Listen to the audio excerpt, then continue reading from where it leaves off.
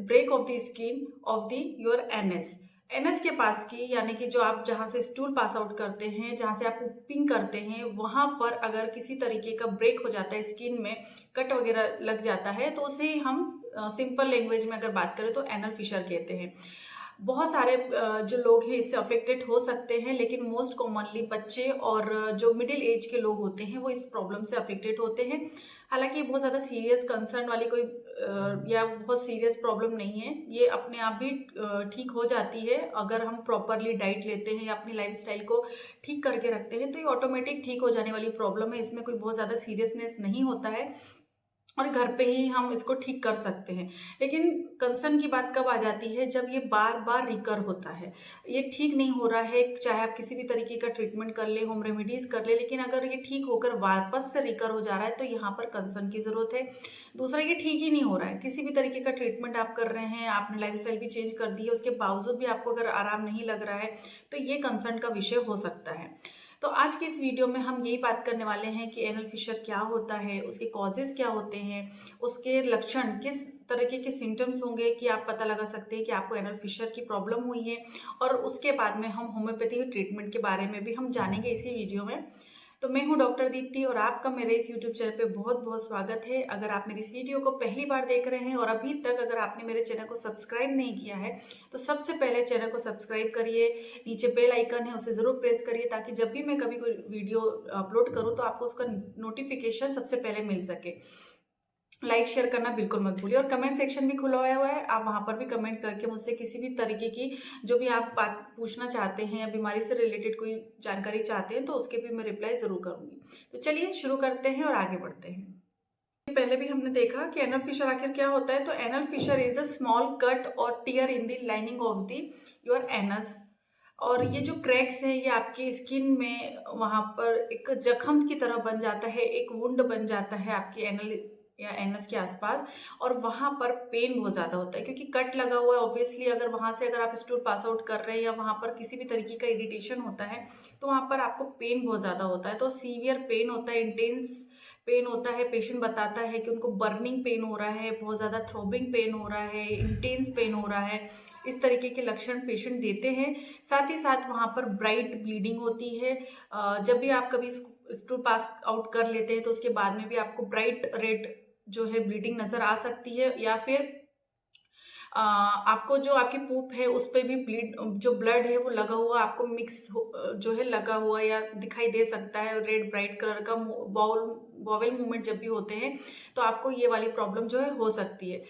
जहाँ तक कि ये जो फिशर्स हैं ये आपके स्किन के अंडरनीथ भी जाकर आपके मसल्स टिश्यू को भी एक्सपोज कर सकते हैं, या वहां पर भी जाकर ये जो एनल फिशर है या कट है ये अंदर की तरफ भी बढ़ सकता है अगर आप प्रॉपरली लाइफस्टाइल चेंज नहीं करते हैं या उसका प्रॉपरली ट्रीटमेंट नहीं लेते हैं। Certain treatment can promote the healing, जिसमें कि सबसे पहले तो आ जाता है लाइफस्टाइल चेंज करना। दूसरा आ जाता है आपकी डाइट में कुछ इंप्रूवमेंट करना, डाइट में कुछ ऐसी चीज़ें शामिल करना जिससे कि आपका जो स्टूल है या जो कॉन्स्टिपेशन की प्रॉब्लम है जिसकी वजह से कभी कभी आपको एनल फिशर की प्रॉब्लम हो जाती है, तो उस अगर वो चीज़ें नहीं होती है तो वहाँ पर भी आपको रिलीफ मिलता है। उसके लिए आप स्टूल सॉफ्टनर भी ले सकते हैं, जिसमें कि आपको ऐसी कुछ चीज़ें दी जाती हैं जिससे कि आपका स्टूल जो है वो बहुत ज़्यादा सॉफ्ट निकलता है। इसके साथ ही साथ आप पेन रिलीवर्स भी ले सकते हैं, जहां आपको पेन होता है या बर्निंग होती है तो वहां पर आप ये सारी चीजें कर सकते हैं। सीड्स बाथ भी होती है जो कि पाइल्स, हेमरॉइड्स और फिशर के लिए काफी ज्यादा बेनिफिशियल होती है। सीड्स बाथ के बारे में मैंने अपनी कई वीडियो में बताया है, अलग से वीडियो भी मैं आपको इसकी बता दूंगी। अगर आप कमेंट करिए मुझे, अगर आप नहीं जानते इसके बारे में तो उसकी भी मैं एक अलग से वीडियो बना दूंगी। तो बहुत सारे केसेस में मैंने जैसे बताया कि ये जो कट है ये अपने आप हील हो जाता है, लेकिन कभी कभी ये नहीं ठीक होता है, और अगर 6 वीक से भी ज़्यादा का अगर टाइम ले लेता है तो ये आपका क्रोनिक में चला जाता है। तो ऐसी कंडीशन में जहाँ पर ट्रीटमेंट करने के बाद, लाइफस्टाइल चेंजेस करने के बाद में भी ठीक नहीं हो रहा है और रिकरिंग भी हो रही है, तो वहाँ पर फिर सर्जिकल इन्वेंशन की ज़रूरत पड़ जाती है। तो ट्रीटमेंट में हम पहले जो हमारे कंजर्वेटिव ट्रीटमेंट है वो करते हैं, फिर हम मेडिकल ट्रीटमेंट भी करते हैं, और एट लास्ट हमारे पास एक ही ऑप्शन बचता है, वो है सर्जिकल इंटरवेंशन या फिर सर्जिकल ट्रीटमेंट। तो उसमें हम क्या करते हैं, सर्जरी के थ्रू उस चीज़ को हम ठीक करने की कोशिश करते हैं। तो जो भी है, जैसा भी है, तो आपको आपका प्रॉपर डॉक्टर से कंसल्ट करके ही आपको देखना है कि आपको उसका ट्रीटमेंट किस तरीके से करवाना है। कंजर्वेटिव ट्रीटमेंट की बात अगर हम करें तो उसमें हम सबसे पहले क्या क्या चीज़ें करते हैं, तो फिर हम ओवर द काउंटर जो है स्टूल सॉफ्टनर्स ले आते हैं, जिसमें कि हम स्टूल जो है हमारे जो पुप्स हैं उसको हम जो टाइटनेस हो रही है जिसकी वजह से आपको और ज़्यादा रिकरिंग होती है और ज़्यादा प्रॉब्लम होती है, तो उसको हम सॉफ्ट कर लेते हैं। उसके बाद में सबसे इम्पॉर्टेंट जो चीज़ें होती है वो होती है कि हम अपना हाइड्रेशन जो है वो बढ़ा देते हैं, हम ड्रिंकिंग जो है हमारी वाटर ड्रिंकिंग जो है उसको इंक्रीज कर देते हैं, बहुत ज़्यादा मोर फ्रूट्स जो है हमारी डाइट में हम शामिल कर लेते हैं, जिसकी वजह से आप हाइड्रेटेड भी रहते हैं और आपका डाइजेशन भी जो है इम्प्रूव होता है। इसके साथ ही साथ हम फाइबर सप्लीमेंट्स लेते हैं, डाइट में हम फाइबर ऐसी चीज़ों को इंक्लूड करते हैं या फाइबरस फूड हम इंक्लूड करते हैं जिससे कि आपका जो स्टूल है वो बहुत ज़्यादा हार्ड ना रहे। सीड्स बात, इसमें क्या होता है, जो आपकी एनल मसल्स होती हैं वो काफ़ी ज़्यादा रिलैक्स हो जाती हैं, कंफर्ट उन्हें मिलता है, पेन ईचिंग जो हो रही होती है, जो इरिटेशन हो रहा होता है वो भी नहीं होता है।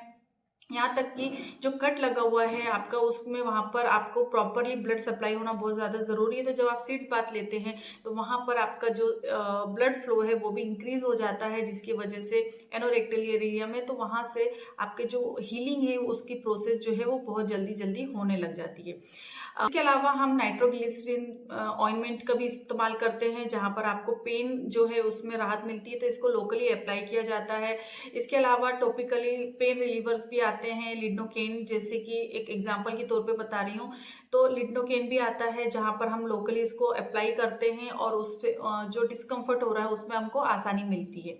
तो इस तरीके से हम जो कंजर्वेटिव ट्रीटमेंट जिसे हम कहते हैं वो चीज़ें हम एनल फिशर के कंडीशन में कर सकते हैं। एनल फिशर है तो आपको सिम्टम्स क्या होंगे, तो सीधी सी बात है, विजिबल टियर आपको नजर आएगा, आपकी स्किन एनल जो एनस है उसके अराउंड की जो स्किन है वहां पर क्लियर कट आपको वुंड नजर आएगा, कट नजर आएगा। इसके अलावा वहाँ पे स्किन टैग्स हो सकते हैं या नोड्स हो सकते हैं, लम्प्स ऑफ द स्किन जो है आपको नजर आ सकती है, और आपका जो टियर है उसके नेक्स्ट या उसके आसपास की जो एरिया में है वहां पर आपको स्किन टैग्स जो है फील भी हो जाते हैं, कभी कभी वो दिखने से भी समझ में आ जाते हैं। शार्प इंटेंस पेन होगा ड्यूरिंग द बॉवल मूवमेंट्स, तो जब भी कभी आप स्टूल पास आउट करने की कोशिश करते हैं तो वहां पर आपको इंटेंस पेन होगा। कभी कभी ऐसा होता है कि विदाउट डेफिकेशन या ड्यूरिंग डेफिकेशन भी नहीं, अगर बहुत ज़्यादा क्रोनिक हो गया है तो कभी कभी आपको वैसे भी पेन होता है, चाहे आप स्टूल पास आउट कर रहे हैं या नहीं कर रहे हैं, डेफिकेशन अगर प्रोसेस हो रही है या नहीं हो रही है उससे कोई फर्क नहीं पड़ता है। क्रोनिक कंडीशन में ऐसा होता है कि आपको इंटेंस पेन वैसे भी होता है, आपको बैठना थोड़ा सा मुश्किल जाता है। इसके अलावा आप जब टॉयलेट पेपर्स आप अगर रखते हैं वहाँ पर प्रेस करते हैं या वाइपिंग करते हैं टॉयलेट पेपर से, या फिर आपका जो स्टूल होता है वहाँ पर जैसे मैंने पहले ही बताया रेड ब्राइट रेड कलर जो है वो आपको देखने को मिल जाता है। एनल एरिया के आसपास आपको बर्निंग होती है और बहुत ज़्यादा ईचिंग होती है, खुजली जलन बहुत ज़्यादा होती है। तो इस तरीके के लक्षण जो है आपको एनल फिशर की कंडीशन में जो है देखने को मिल जाते हैं। कॉजेज़ की बात करें तो सभी को पता है, अगर बहुत ज़्यादा हार्ड स्टूल हो रही है या फिर बहुत ज़्यादा लार्ज अमाउंट में हार्ड स्टूल पास आउट कर रहे हैं या लार्ज स्टूल है तो वहाँ पर आपको फिशर की प्रॉब्लम हो सकती है। मोस्ट कॉमन जो कॉज होता है वो यही होता है, hard stool and passing the large amount of the stool. इसके अलावा क्रोनिक कॉन्स्टिपेशन की कंडीशन में, इवन डायरिया की कंडीशन में, क्रोनिक डायरिया अगर है पेशेंट को तो वहाँ पर भी आपको एनस के आसपास कट्स नज़र आ सकते हैं। इसके अलावा बहुत सारी बातें ऐसी होती हैं कि डाइट में हम जैसे कहते हैं चेंजेस करिए, आप फाइबरस अगर लो फाइबर डाइट ले रहे हैं तो उसकी वजह से आपको प्रॉब्लम हो सकती है। तो कभी मोस्ट कॉमन जो है कॉजेज हैं, लेकिन कुछ अदर कॉजेज भी होते हैं जिसकी वजह से आपको ये वाली प्रॉब्लम हो सकती है। Straining during the child birth, तो चाइल्ड बर्थ के दौरान जो हम ताकत लगाते हैं, जो स्ट्रेनिंग करती हैं फीमेल्स, तो वहाँ पर जो है या फिर चाइल्ड बर्थ के दौरान बॉवेल मूवमेंट भी थोड़ा सा गड़बड़ हो जाता है, तो वहाँ पर भी ये कॉज हो सकता है। अगर आपको इन्फ्लेमेटरी बॉवेल डिजीज है या आईबीडी की प्रॉब्लम है या कॉर्न डिजीज है तो उस कंडीशन में भी आपको ये प्रॉब्लम हो सकती है। एनोरेक्टल एरिया के आसपास आपके decrease amount of blood flow है तो उस कंडीशन में भी आपको ये प्रॉब्लम हो सकती है। अगर आपके टाइट स्पास्टिक जो स्पिंक्टर है, एनल स्पिंक्टर मसल्स जो है वो बहुत ज़्यादा टाइट है या फिर वो वहाँ पे बहुत ज़्यादा स्पास्टिक है तो इस कंडीशन में भी ये प्रॉब्लम हो जाती है।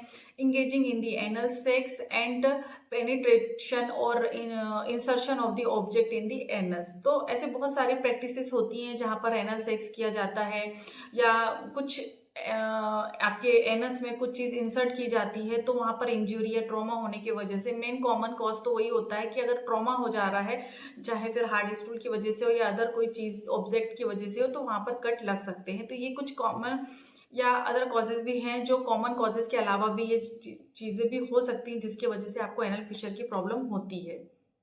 चलिए बढ़ते हैं होम्योपैथी ट्रीटमेंट की तरफ। तो कुछ होम्योपैथी पेस्ट होम्योपैथी मेडिसिन मैं बताऊंगी जो कि आपको 30 पावर में लेनी है। स्टार्टिंग हम 30 पावर से ही करते हैं। 2 बूंद डायरेक्ट टंग पे आपको लेनी है खाना खाने से आधे घंटे पहले या खाना खाने के आधे घंटे बाद। इस मेडिसिन को बहुत ज़्यादा समस्या होने पर जो भी मेडिसिन मैं बताऊंगी उनको आप हर 2 घंटे में दोहरा सकते हैं या आप दिन में 2 से 3 बार ये मेडिसिन को ले सकते हैं। बच्चों को अगर आप दे रहे हैं तो उसकी 5 टू थोड़े से पानी के साथ मिलाकर या ग्लोब्यूल 2 जो ग्लोब्यूल्स होते हैं वो बच्चों के डायरेक्ट टंग में रख सकते हैं और 2 से 3 बार की मेडिसिन को जो है दे सकते हैं। तो सबसे पहली जो होम्योपैथी मेडिसिन वो है ऑरोम्योर, और ये बहुत ही मोस्ट कॉमन होम्योपैथी मेडिसिन है एनल फिशर की कंडीशन में या फिस्टुला इन एनो की कंडीशन में। तो इसे भी आप पेशेंट को दे सकते हैं। इसके अलावा जो सेकेंड मेडिसिन है वो है रेटेनिया। इसे भी 30 पावर में देना है या 200 पावर तक भी लिया जा सकता है। जब भी कभी आप स्टूल पास आउट करते हैं उसके बाद अगर बहुत ज़्यादा इंटेंस पेन होता है, बहुत ज़्यादा बर्निंग है, बहुत ज़्यादा ईचिंग है, इवन पहले अगर शौच करने से पहले भी आपको ये सारी कंप्लेंट्स होती है, ठंडे पानी से अगर आपको राहत मिलती है, तो ये मेडिसिन जो है काफ़ी ज़्यादा इफेक्टिव है। कभी कभी आपको वहाँ पर वर्म इन्फेस्टेशन की भी प्रॉब्लम होती है, वहाँ ईचिंग हो रही है और आपको ऐसा लग रहा है कि वर्म्स भी हैं, तो ये मेडिसिन बेस्ट मेडिसिन है, तो इसे भी आप ले सकते हैं। इसके अलावा जो थर्ड मेडिसिन है वो है पायोनिया। तो ये मेडिसिन ऐसी कंडीशन में लेना है जब वहाँ पे काफ़ी ज़्यादा पस बन गया हो, बहुत ज़्यादा इंटेंस दर्द बना रहता हो और कुछ ना कुछ निकलता रहता है, पानी लिक्विड की तरह निकलता रहता है ऑल टाइम, बहुत ज़्यादा पक गया हो अगर जख्म बहुत ज़्यादा, तो वहाँ पर ये मेडिसिन जो है काफ़ी ज़्यादा इफेक्टिव होती है। 30 या 200 पावर में आपको लेना चाहिए। बच्चों को हम कभी भी लोअर पोटेंसी ही देते हैं। सेम इसी तरह से नाइट्रिक एसिड होम्योपैथी मेडिसिन भी काफ़ी ज़्यादा अच्छी होती है घाव की कंडीशन में, जब बहुत ज़्यादा घाव बना हो, इंटेंस पेन होता हो और बहुत ज़्यादा वहाँ पर इचिंग और बर्निंग होती है, तो नाइट्रिक एसिड भी काफ़ी ज़्यादा इफेक्टिव होम्योपैथी मेडिसिन है। तो इसे भी हम एनल फिशर की कंडीशन में दे सकते हैं। नेक्स्ट मेडिसिन है साइलेशिया। तो साइलेशिया को ऐसी कंडीशन में दिया जाता है जब वहाँ पर कॉन्स्टिपेशन, बहुत ज़्यादा सीवियर कॉन्स्टिपेशन या ऑब्स्टिनेट कॉन्स्टिपेशन की कंडीशन में आप साइलेशिया मेडिसिन का उपयोग कर सकते हैं। इसे आप 6x पावर में ले सकते हैं। इसकी टेबलेट फॉर्म में ये आता है, तो इसकी 4 टेबलेट्स या 6 टेबलेट आपको दिन में 3 से 4 बार लेनी है। बच्चों को 2 टेबलेट आप दे सकते हैं दिन में 3 बार। तो साइलेशिया ऐसी कंडीशन में लेते हैं जब सीवियर या बहुत ज़्यादा ऑब्स्टिनेट कॉन्स्टिपेशन है, साथ में वहाँ पे पीव या पस भी बन रहा है, कुछ ना कुछ लिक्विड निकलता है और काफ़ी ज़्यादा दर्द बना रहता है, तो ऐसी कंडीशन में आप इसे दे सकते हैं। और मोस्ट कॉमन और बहुत ही इफेक्टिव जो होम्योपैथी मेडिसिन जिसके बारे में बात कर रहे हैं वो है रेटेनिया, जिसको आपको लेना है उसका मूल कारक लेना है, यानी कि मदर टिंचर फॉर्म में लेना है। मेडिसिन तब लेते हैं जब कांच चुभने जैसा दर्द होता है, तो इस मेडिसिन को आप 10 से 20 बूंद डायरेक्ट ले सकते हैं, पानी के साथ मिलाकर ले सकते हैं दिन में 2 से 3 बार। साथ ही साथ इस मुलार्क को आप थोड़े से ऑलिव ऑयल या फिर ग्लिसरीन के साथ मिलाकर आप लोकल एप्लीकेशन भी कर सकते हैं। तो इसकी 5 से 10 बूंद या आपके अकॉर्डिंग उसको लेना है, 5 बूंद डालना है और उसके बाद में आपको उसको ऑलिव ऑयल में डालना है या फिर आपको ग्लिसरीन भी आप ले सकते हैं, और दिन भर में हर 1 घंटे के अंतराल में आप उसको अच्छी तरीके से लगा सकते हैं। जो आपका एनल पार्ट है जहाँ पर जख्म हो गई है, तो वहाँ पर उसको बहुत अच्छे तरीके से एप्लीकेशन कर सकते हैं। तो ये सारी होम्योपैथी मेडिसिन जो हैं काफ़ी ज़्यादा इफेक्टिव होती हैं एनल फिशर की कंडीशन में। लेकिन अगर बहुत ज़्यादा क्रोनिक है, बहुत ज़्यादा ब्लड जाता है, तो उसमें आपकी हीमोग्लोबिन कम होने की भी संभावना बढ़ जाती है। तो ऐसे में आपको प्रॉपर फिजिशियन कंसल्टेंसी की ज़रूरत होती है, उनसे मिलिए। अगर बहुत ज़्यादा प्रॉब्लम हो चुकी है, बढ़ चुकी है, तो वहाँ पर सर्जिकल ट्रीटमेंट करना ही एक हम प्रेफर करते हैं और एकमात्र उसका उपाय होता है। तो होपफुली आज की वीडियो पसंद आई होगी। यदि अच्छी लगी है तो लाइक शेयर करना बिल्कुल मत भूलिए, और इसी तरह नॉलेजेबल वीडियोस के साथ मैं आती रहती हूँ। इसके बाद मिलेंगे हम नेक्स्ट वीडियो में, तब तक के लिए बाय बाय, अपना ध्यान रखें, खुश रहें, धन्यवाद।